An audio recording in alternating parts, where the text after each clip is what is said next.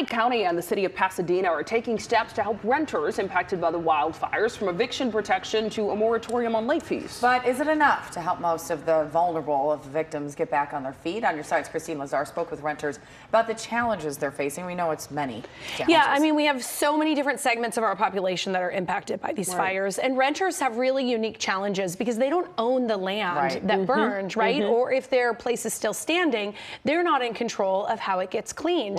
And so they can often feel very powerless. And then, of course, if they have to find a new place, they're thrust into a rental market right now, which we know is crazy. So it's a really tough time. In the city of LA alone, it's estimated that close to 1,800 units were lost to the Palisades fire. And we already know that the county has an affordable housing shortage of 500,000 units. This looks like a bombing. This looks like a bombed out building. Kate Alexandria's apartment above a business in Altadena was destroyed in the Eaton fire. It was small and nothing fancy, but it was her home and it was affordable. It was $2,000 a month, which is just really, really reasonable in Los Angeles. In the weeks following the fire, Alexandria struggled to find a place to live within her budget. She did not have renter's insurance. I've seen rents increased by what would be, a $2,000 or $2,200 apartment last month going for $3,200, $3,300. And that's some of the less egregious stuff that I'm seeing. Alexandria has a chronic illness and is disabled. She was supposed to re-enter the workforce the week after the fires. If you don't have the job and you don't have the income, it makes the housing harder to get. So everything is kind of interacting and making every other factor more complicated here. It looks like it all collapsed at the same time. And Alexandria says it's been hard to find housing help. I've applied for the Airbnb program. I'm one of the people who has not found any luck with that. I've applied for the LA 211 twice now, and I've gotten literally nothing. The fact that there's this push to go back to normal at the same time that me and so many other people who are really vulnerable are still houseless and being shuffled around is a really jarring juxtaposition there. Los Angeles had one of the worst housing crises in the nation prior to the fire. And the fire has only exacerbated that crisis tenfold or more. Tenants' rights advocate Larry Gross is with the Coalition of Economic Survival. A lot of these people were living in places for a very long time and have a market, their rent is below market level. What happens to them?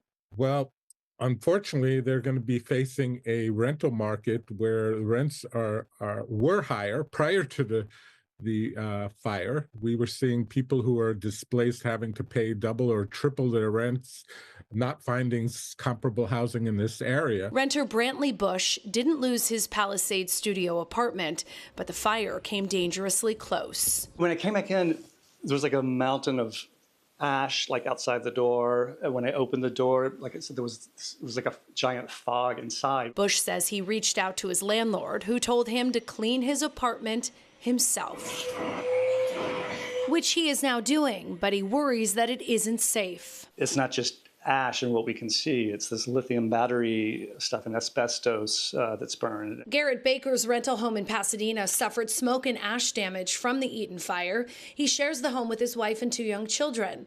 But when his landlord sent a crew to remediate the damage, the maids did not have the proper PPE with them and also had household vacuums with them. Baker says once he explained to the cleaning crew that it was a health hazard, they left. And when a second crew came, they were using a rag and bucket to clean all of my 3-year-old's toys, and there was just no way to know the extent of the damage that had been done by this possible contamination. So you're wondering if it's the best thing to just throw everything away. It's such a mind game to know if your house is safe and if the things in your home are safe for yourself or your kids. Gross says tenants can contact the housing department to have an inspector come out and check for code violations and health hazards at buildings that are still standing. Larry, in your expert opinion, how long are we going to be feeling the impact in the rental market of these fires?